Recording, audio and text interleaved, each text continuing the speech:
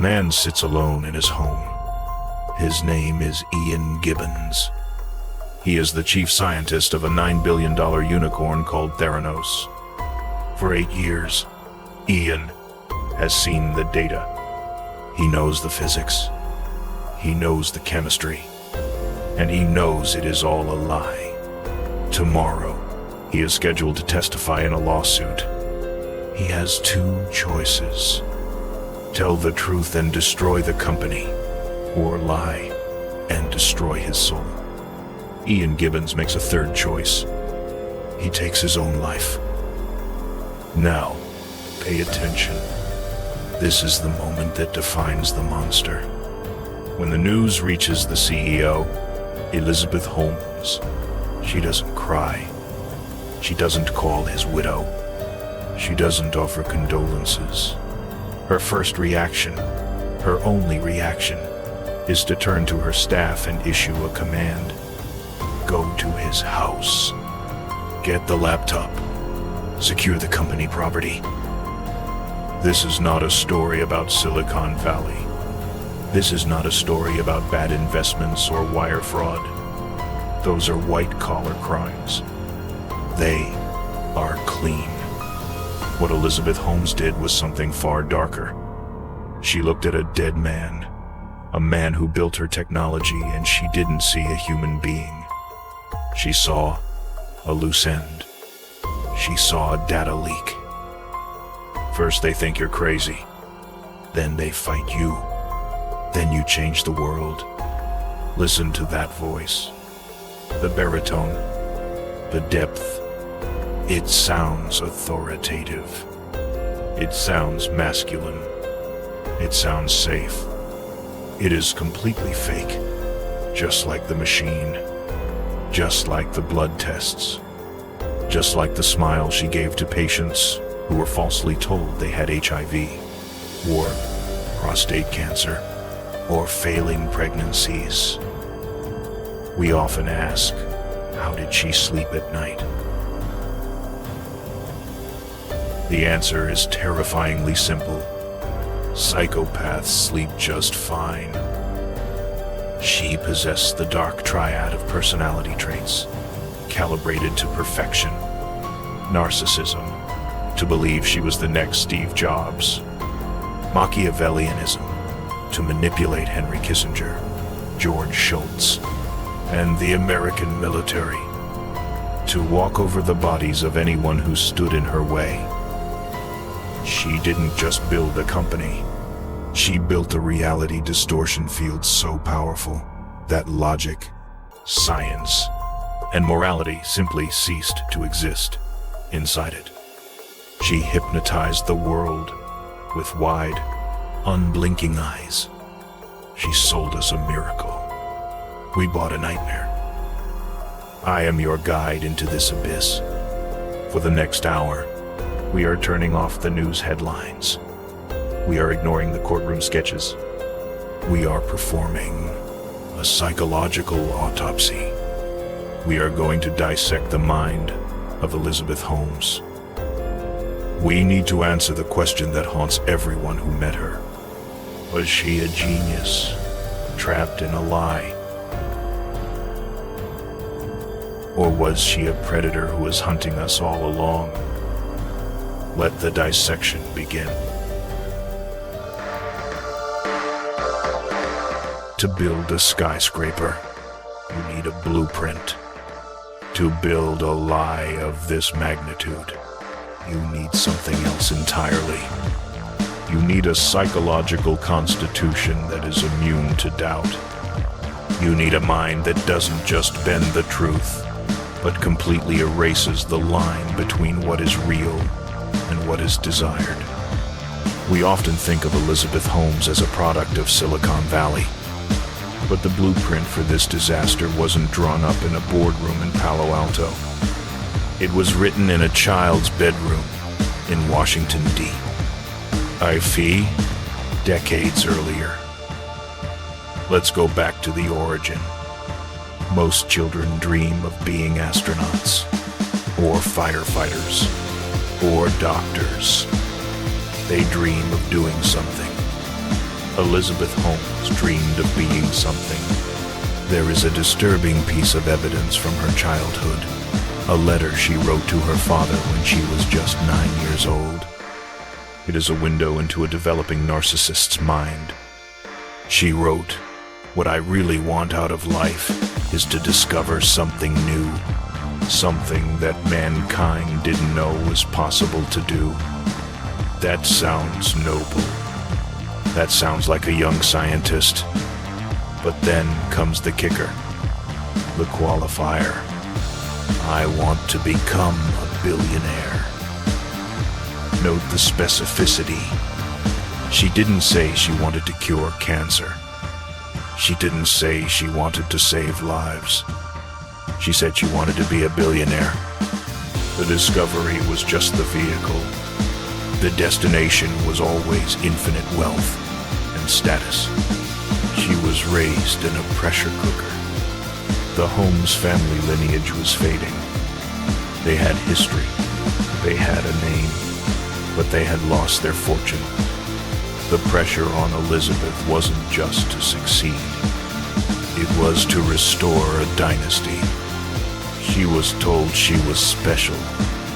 She was told she was a genius. And when you tell a child they are a genius, often enough, they don't learn to work hard to prove it. They learn that their mere existence is the proof. This created the foundation of her grandiosity, the unshakable belief that she was destined for greatness, regardless of her actual skills or qualifications. Fast forward to 2002, Stanford University. This is where the delusion crashes into the laws of physics. Elizabeth comes up with an idea, a patch, a wearable device that would scan your blood for infections and instantly release antibiotics into your system. It sounds like science fiction, because it is. She takes this idea to Dr. Phyllis Gardner, a renowned professor of medicine at Stanford. Dr. Gardner looks at the sketches. She looks at the chemistry, and she tells Elizabeth the truth. This is impossible. The human body doesn't work like this. Antibiotics don't work like this. You cannot defy the laws of thermodynamics. Now, a normal student would listen. A normal student would feel embarrassed, go back to the library, and study harder. Elizabeth Holmes did not feel embarrassment. She felt contempt. In her mind, Dr. Gardner wasn't an expert giving advice. She was an obstacle. She was a non-believer. This is a classic example of cognitive dissonance reduction. When reality clashed with her fantasy, she didn't adjust her fantasy. She rejected reality. She simply walked away. She went to the next professor, and the next, until she found someone who didn't know enough about medicine to tell her no.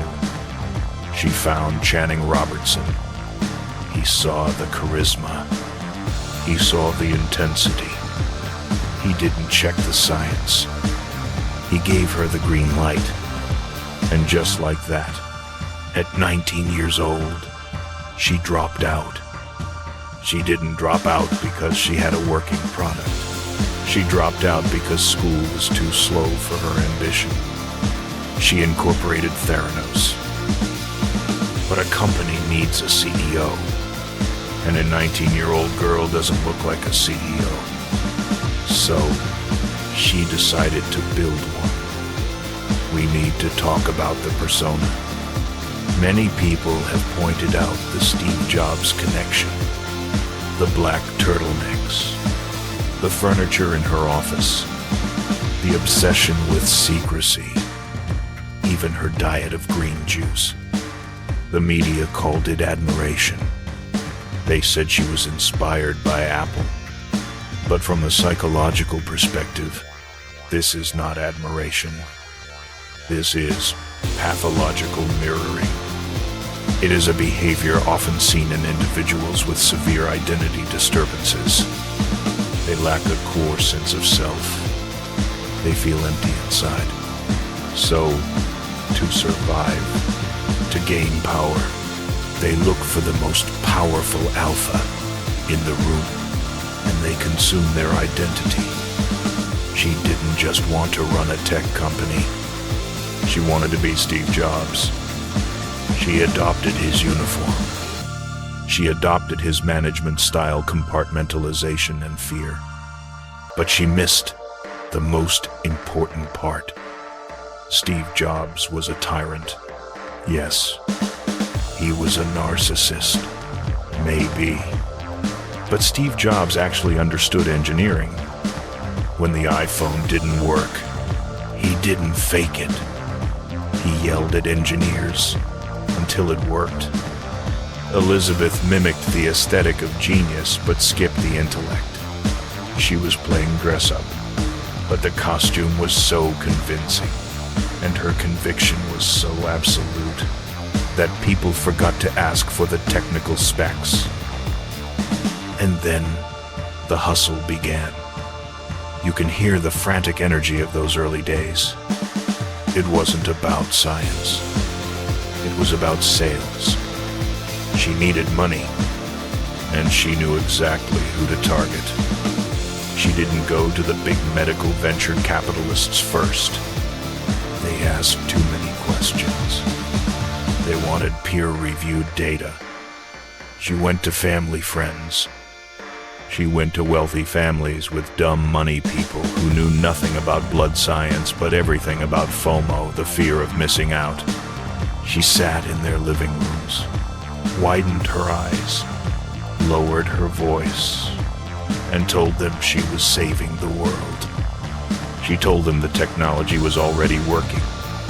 That was the first lie, the foundational lie. She took $6 million from a neighbor.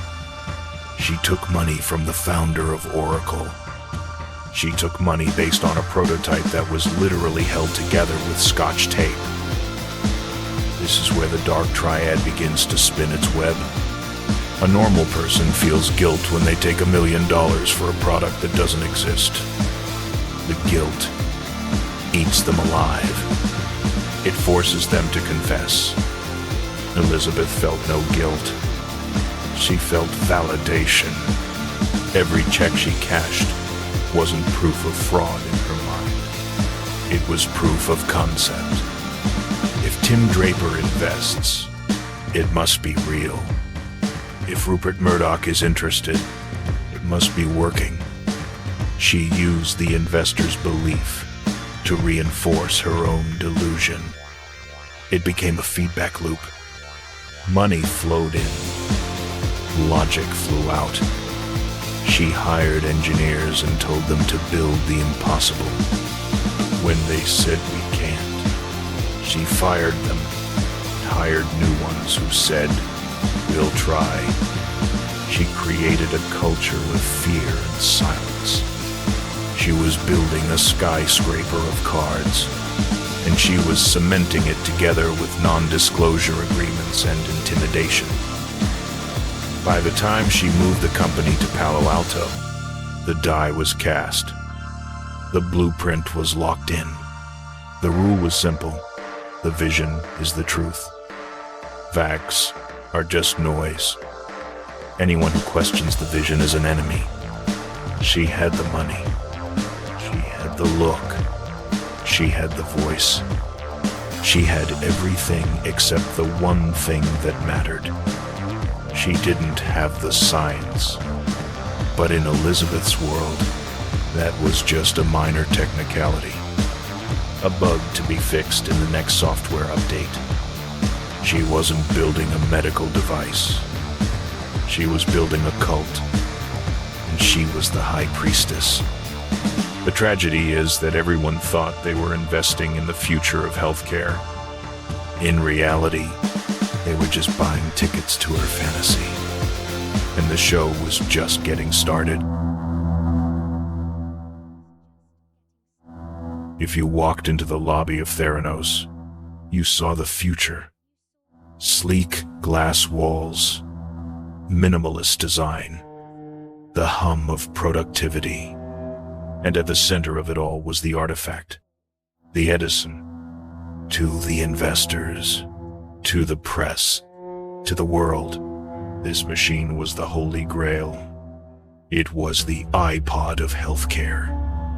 A black, shiny cube that promised to decode the human body. Elizabeth Holmes treated it like a religious relic. She would touch its casing with reverence. She would talk about its elegance. But if you were an engineer inside the lab, you knew the truth. The Edison wasn't a medical breakthrough. It was a coffin. Inside that sleek black shell, there was no magic. There was only chaos. They called it the glue bot because it was literally held together by glue and desperation. Picture the inside of this machine. It is a nightmare of engineering. A robotic arm, repurposed from a glue-dispensing robot, moving with jerky, violent motions. It didn't carefully analyze blood. It attacked it. Pipettes would snap. Centrifuges would explode. And worst of all, the blood. The machine couldn't contain the samples. Inside the casing, it was a crime scene. Dried blood, spilled reagents, shattered glass. A biohazard hidden behind a glossy plastic logo. The machine had no temperature control. As it ran, it heated up. It cooked the blood samples. Any scientist knows that heat destroys enzymes. It ruins the data. So the Edison wasn't just failing to give results. It was giving random results. It was telling healthy people they were sick, and sick people they were fine. But Elizabeth didn't see the blood inside the box. She only saw the reflection on the outside. She had perfected the art of compartmentalization. The failure of the machine was not a reality to be accepted. It was a secret to be kept. To keep a secret that big, you need more than just non-disclosure agreements. You need an enforcer. Enter Ramesh Sunny Balwani. If Elizabeth was the face of Theranos, the gentle, visionary genius, Sunny was the fist. He was 20 years her senior. He had made millions in the dot-com boom, not by building technology, but by selling at the right time. He knew nothing about biology. He knew nothing about chemistry, but he knew about control. Their relationship was a folie à deux, a shared madness. Two delusions feeding off each other until they became impenetrable. Elizabeth brought Sunny in as the president and COO. The atmosphere in the company shifted overnight from a startup to a prison camp. Sunny drove a black Lamborghini and a Porsche with license plates that read DA Splurg. He wore loud suits and soaked himself in cologne. He stalked the hallways. He monitored the keycard swipes. If you went to the bathroom for too long, Sunny knew. If you left at 6 p.m. instead of 8 p.m., Sunny knew. He created a culture of absolute paranoia. He instituted silos. The chemistry team couldn't talk to the engineering team. The engineering team couldn't talk to the design team. Communication was treason. This is a classic tactic of authoritarian regimes. Divide and conquer. If the left hand doesn't know the right hand is failing, nobody can put the puzzle together. Nobody can blow the whistle because nobody knows the full picture, except for Elizabeth and Sunny. They tracked employees' emails. They monitored their chats. Sunny would scream at subordinates in open meetings, humiliating them, firing them on the spot for insubordination, which was code for asking a logical question. But here is the psychological twist. Elizabeth often played the good cop. She would watch Sunny scream, her face impassive, her unblinking eyes watching the carnage. Later, she would shrug. "That's just Sunny," she would imply. But make no mistake, Sunny wasn't a rogue element. He was her weapon. She used his aggression to enforce her will while keeping her hands clean. It allowed her to remain the saint while he played the sinner. Together, they built a reality where fear was the currency. And fear works. Fear keeps people quiet. Fear makes people look at a machine full of spilled blood and say, "It works perfectly." But there was one man who couldn't be silenced by fear alone. Ian Gibbons. Ian was a real scientist. He was a British biochemist with a PhD from Cambridge. He had spent 30 years in the industry. He was the chief scientist of Theranos. Ian was the conscience of the company. He knew the laws of physics. He knew that you cannot run 200 tests on a drop of blood. It is a volume issue. It is a photometric issue. It is simply impossible. For years, he tried to fix it. He tried to make the impossible possible because he believed in the mission. But as the launch date approached, as Elizabeth prepared to go live with Walgreens, Ian realized the terrifying truth. They were going to use the machine on real patients. He told his wife, "Nothing is working." He fell into a deep depression. He stopped sleeping. He knew that as the chief scientist. His name was on the patents. His reputation was on the line. If the machine killed someone, it would be his fault. Then came the lawsuit. A patent dispute with a neighbor, Richard Foy's. Ian was subpoenaed. He was ordered to testify under oath about the technology. This was the trap. If he told the truth, that the technology was a fraud, he would destroy the company and be sued into oblivion by Elizabeth and Sunny. If he lied to protect the company, he would commit perjury. He would be a criminal. He went to Elizabeth. He begged for a way out. She cut him off. She stopped talking to him. The cold shoulder, the isolation, was a punishment. Sunny threatened him. The legal team harassed him. Ian Gibbons, a gentleman who loved literature and chemistry, was backed into a corner by two narcissists who saw him not as a human being, but as a liability. August 2013. The pressure became too much. Ian sat in his bathroom.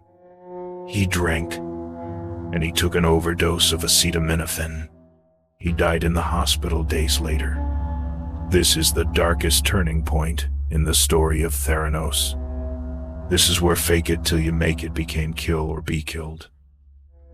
We must analyze Elizabeth Holmes's reaction to this event. This is the litmus test for sociopathy. Sociopathy, or antisocial personality disorder, is characterized by a lack of empathy, a lack of remorse, and a callous disregard for the rights of others.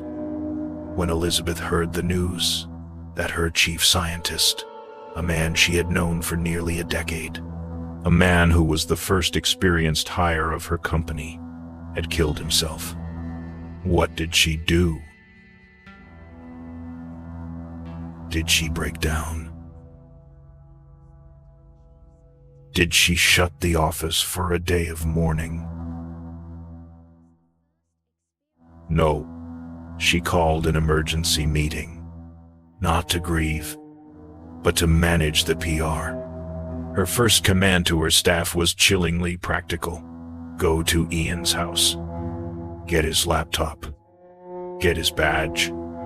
Get any company documents. She didn't write a condolence card to his widow, Rochelle. She sent a legal threat. She demanded the return of property. And then she went back to work. A few days later, Theranos held a party. Music, drinks, celebration.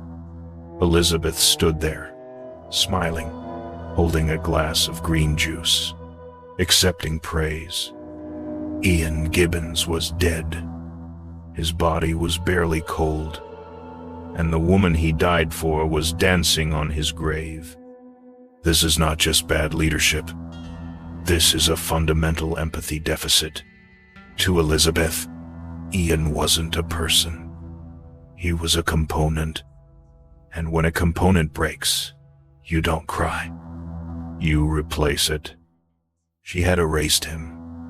In her mind, Ian Gibbons never existed. Or if he did, he was weak.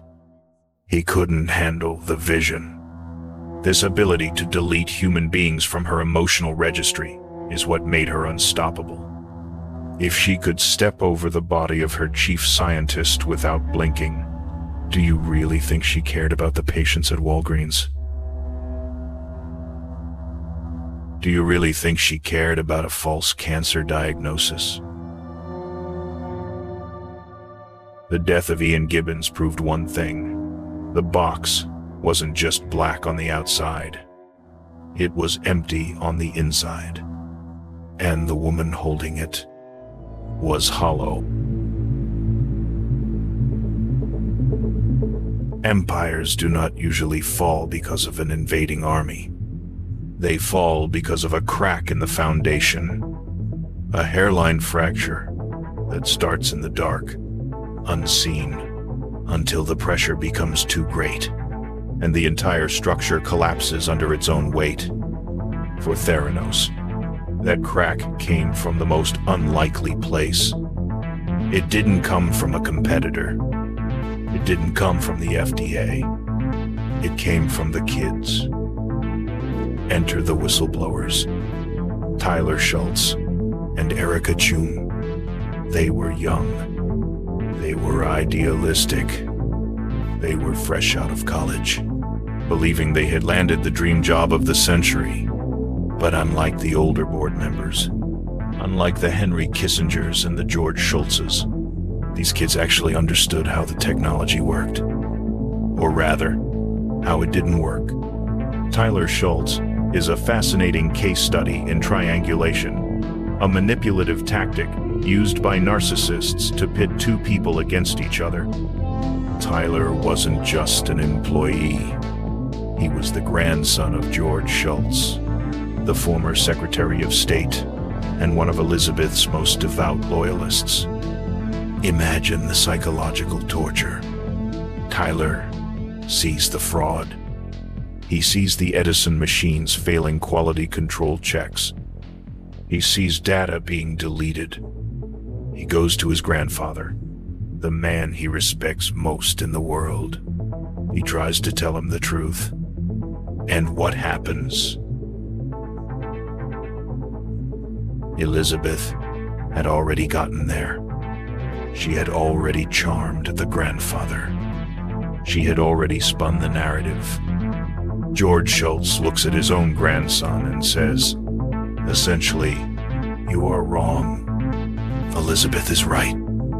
This is gaslighting on a generational scale. Elizabeth Holmes successfully turned a grandfather against his own blood to protect her secret. The atmosphere inside the building shifted from a workplace to a spy thriller. Tyler and Erica realized they were being watched. This wasn't paranoia. This was policy. Sunny Balwani's security team tracked their keystrokes. They monitored their internet history. Erica Chung recounts the feeling of suffocation. She would go home and feel like she was being followed. She was terrified of using her own phone. This is the culture of fear weaponized to ensure silence. But courage is a funny thing. It often comes from those with the least to lose. Erica and Tyler decided to break the code of silence. They became the sources. They didn't do it for money. They did it because they knew patients were in danger. They began to smuggle the truth out of the building. Not hard drives, not prototypes, but stories. They reached out to a man who would become Elizabeth's nemesis. John Carreyrou, an investigative reporter for the Wall Street Journal. Carreyrou is the antithesis of Elizabeth Holmes. He doesn't care about vision. He doesn't care about black turtlenecks or charisma. He cares about evidence. When Carreyrou started asking questions, the Dark Triad went into overdrive. A normal CEO, when faced with a journalist asking about product failure, might panic. They might issue a correction. Elizabeth Holmes declared war. She unleashed the lawyers. And not just any lawyers. She unleashed David Boies, one of the most feared litigators in America. The strategy was scorched earth. They didn't just threaten to sue the Wall Street Journal. They threatened the sources. Tyler Schultz was ambushed at his grandfather's house. Lawyers cornered him, demanding he sign a document naming the other whistleblowers. They threatened to bankrupt his family. They threatened to destroy his future. They hired private investigators. Erica Chung was followed. Men in parked cars outside her house. Surveillance photos. This is where the mask of the benevolent visionary completely falls off. This is the behavior of organized crime. Intimidation. Stalking. Legal extortion. Elizabeth sanctioned all of it. She sat in her glass office, drinking her green juice, while her lawyers hunted down 20-year-olds who just wanted to tell the truth. But here is the thing about narcissists. They underestimate everyone. Elizabeth thought she could bully the Wall Street Journal into silence. She thought her reality distortion field was strong enough to bend the ink on the page. She was wrong. October 15, 2015. The article drops. Hot startup Theranos has struggled with its blood test technology. It was a bombshell. It detailed everything. The cheating on proficiency testing. The use of Siemens machines instead of the Edison. The false results. The house of cards was hit by a hurricane. Now, we must look at the psychological twist. In a standard drama, this is the moment the villain breaks. The jig is up. The police are at the door. Panic sets in. But Elizabeth Holmes is not a standard villain. Watch her reaction. It is a masterclass in dissociation. Dissociation is a mental process where a person disconnects from their thoughts, feelings, memories, or sense of identity. It is a defense mechanism against trauma or extreme stress. Or, in the case of a pathological liar, it is a way to maintain the con, even when the con is burning down. The very same day the article comes out, the day her world should have ended, she goes on television. She appears on Mad Money with Jim Cramer. Look at the footage. She is calm. She is poised. She smiles. She leans into the camera and delivers the most chilling line of her career. This is what happens when you work to change things. First they think you're crazy, then they fight you, and then you change the world. Pause and analyze that statement. She is framing herself as the victim, the martyr. She isn't the perpetrator of a billion-dollar fraud. She is Galileo being persecuted by the church. She is Gandhi. She is Jesus. This is narcissistic supply at its peak. She takes the attack and converts it into fuel for her ego. She isn't lying to Jim Cramer. In that moment, in her brain, she is the victim. She believes the Wall Street Journal is a tabloid. She believes Carrie Rue is just a hater. She believes that if she just stares hard enough, if she just lowers her voice deep enough, reality will bend back into shape. She goes back to the office. She rallies the troops. She stands in front of her employees, the ones who haven't quit yet, and she chants, F you, Carrie Rue. F you, Carrie Rue. The employees chant with her. It is tribal. It is cult-like. She creates an us versus them narrative. The world is trying to stop us because we are too great. Because we are disrupting the status quo. She denies reality so fiercely that she creates a temporary pocket universe where she is still the queen. But outside that building, the gravity of the real world was taking hold. The FDA raided the labs. They found the horrors. They found the unregulated temperature. They found the erratic results. They declared the device in immediate jeopardy to patient health. Walgreens, realizing they had been duped, pulled the plug. They kicked Theranos out of their stores. The revenue dried up. The board members started to ask real questions. The cracks were no longer hairline fractures. They were canyons. Yet, even as the walls were literally coming down, Elizabeth was planning her next move. She wasn't packing her bags. She wasn't calling a criminal defense attorney yet. She was designing a new logo. She was planning a new fundraising round.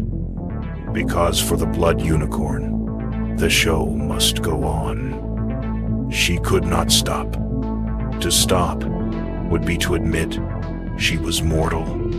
To stop would be to admit she was average. And for Elizabeth Holmes, being a fraud was acceptable. Being a criminal was manageable. But being average, that was a fate worse than death.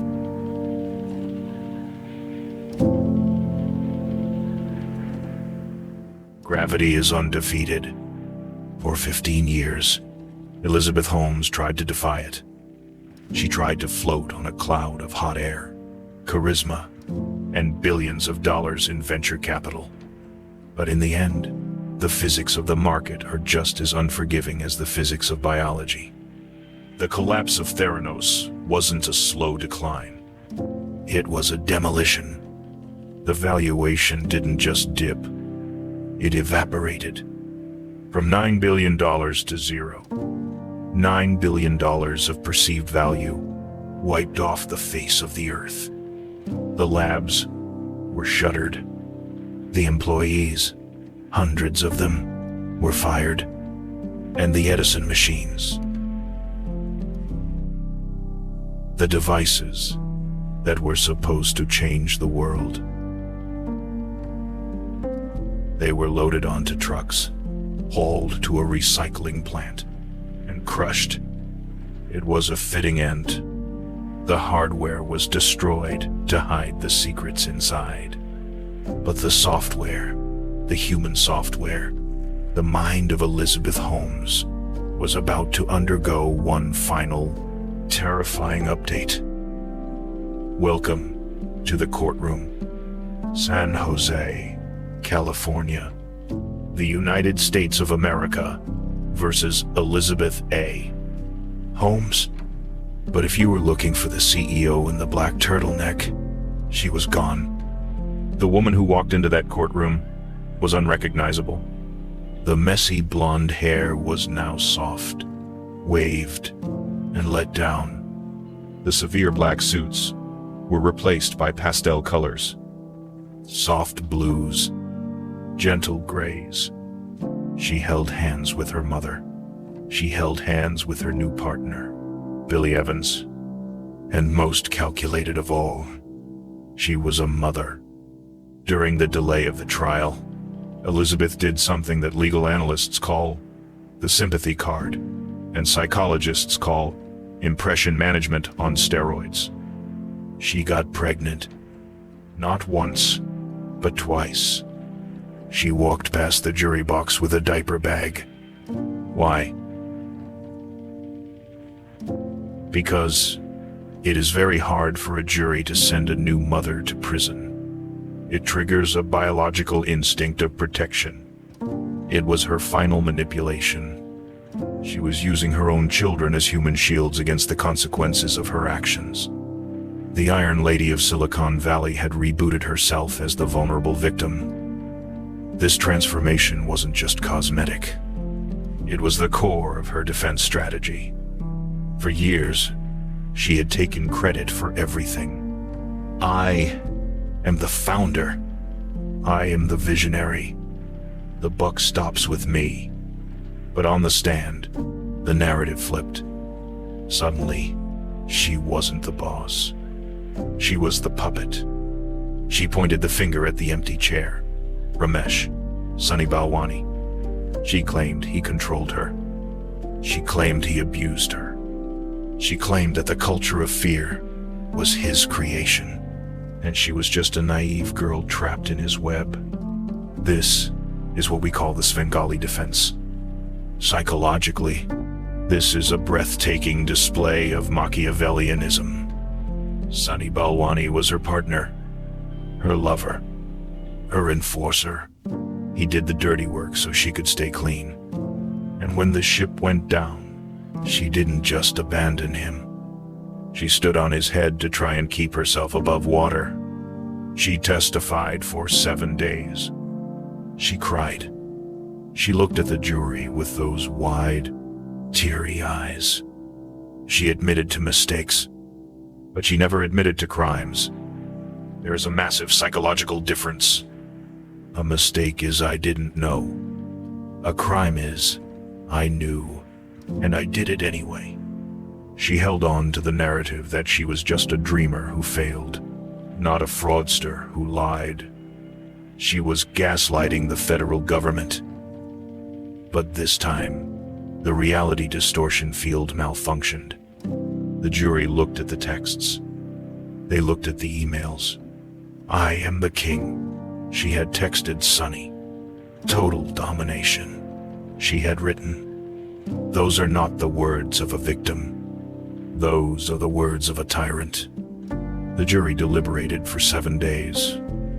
And then, the verdict. Guilty. 4 counts of wire fraud. Conspiracy to commit wire fraud. The hammer came down. 11 years and 3 months in federal prison. Now, freeze that frame. The moment the judge read the sentence. 11 years. Most people would collapse. Most people would sob. Elizabeth Holmes stood up. She smoothed her skirt. Her face was a mask. The eyes were wide, unblinking, devoid of terror. She hugged her partner. She walked out of the courtroom. Why no tears? Why no panic? Because of narcissistic injury. In her mind, the court didn't prove she was a criminal. It proved she was a martyr. She doesn't believe she belongs in prison. She believes she is being punished for flying too close to the sun. She isn't sorry for the patients. She isn't sorry for the investors. She is sorry that the world was too stupid to understand her genius. We have to ask the final question. Is she a sociopath? We cannot diagnose from a distance, but we can look at the legacy. What did she leave behind? She didn't leave a medical device. She left a crater. She poisoned the well for every female entrepreneur in Silicon Valley. For years after Theranos, female founders reported that investors were skeptical. They were asked, "How do I know you're not another Elizabeth Holmes?"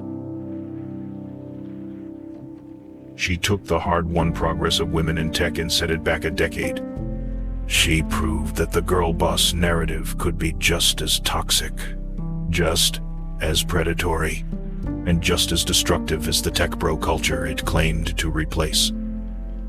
And as she sits in a cell in Bryan, Texas, right now, stripped of the black turtleneck, stripped of the billions, stripped of the voice, do not make the mistake of thinking she has accepted defeat. The most dangerous thing about Elizabeth Holmes was never the machine. It was the story. And in the quiet of her cell, she is likely telling herself a new story. A story where she is the hero who will return. A story where this is just chapter 2. Because for a mind like hers, the lie doesn't end when the truth comes out. The lie ends only when the liar stops breathing. The Edison is gone. The money is gone. But the eyes are still open, and they are still watching.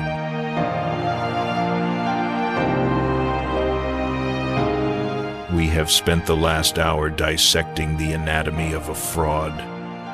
We have looked at the lies, the intimidation, and the blood. And now we are left with the final, uncomfortable question. The question that always hangs in the air when the monster is finally caught. Was Elizabeth Holmes a victim of the intense pressure to succeed, crushed by the weight of her own promises? Or was she a predator from the start, a sociopath who viewed human beings as disposable fuel for her ambition? The truth is, it doesn't matter. To label her a monster is too easy. It separates her from us. It makes her an anomaly, a glitch in the system. But Elizabeth Holmes wasn't a glitch. She was a feature. She was the perfect product of a culture that values the story over the science. She was a mirror reflecting our own desperate desire for magic. We wanted the 19-year-old female Steve Jobs. We wanted the miracle cure. We wanted to believe that a college dropout could outsmart the laws of physics with sheer willpower. She didn't just trick us. We let her trick us. We ignored the red flags because the fantasy was too beautiful to destroy. This is the danger of confirmation bias on a global scale. We saw what we wanted to see until the bodies started piling up. This story is a funeral for the philosophy of fake it till you make it. In Silicon Valley, this mantra is treated like gospel. It is seen as a necessary evil of innovation. You sell the vision before you build the product. But there is a terrifying line where optimism crosses into fraud. When you fake a dating app, people get bad dates. When you fake a juice press, people get expensive juice. But when you fake a medical diagnosis, That is not disruption. That is violence. Elizabeth Holmes proved that if you remove the guardrails of ethics and shame, you can go very far, very fast. But she also proved that reality always collects its debt. You can bend the truth for a year. You can bend it for a decade. But eventually, the rubber band snaps. The legacy she leaves behind is not one of female empowerment. It is a legacy of cynicism. She has made it harder for the next young visionary to be believed. She has cast a shadow over every lab coat and every pitch deck. She taught us that an unblinking stare and a deep voice are not signs of competence. They are performance art. She taught us that skepticism is not negativity. It is a survival mechanism. Now, picture the scene. Bryan, Texas. A federal prison camp. The gates open. The woman who flew in private jets, who dined with presidents, who was once worth $4.5 billion, steps inside. She is wearing a khaki uniform. She is inmate number 2496, 5 to 111. The heavy metal door slams shut. The lock engages. Click. The noise echoes down the concrete hallway.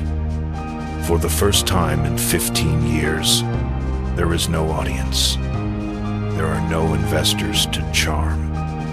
There are no journalists to threaten.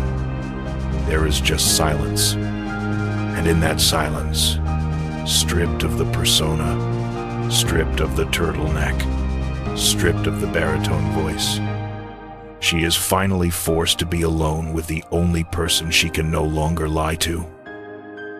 Does she regret it? Does she understand the pain she caused? Or is she sitting on her bunk right now, convinced that this is just another obstacle? Convinced that the world just isn't ready for her yet? The terrifying reality is that we will never know, because to the very end, she never blinked. But as we fade to black, remember this: we are all susceptible. We all want to believe in the impossible, and that makes us dangerous to ourselves. As the Nobel Prize-winning physicist Richard Feynman once said, in a warning that Elizabeth Holmes ignored at every turn, the first principle is that you must not fool yourself, and you are the easiest person to fool.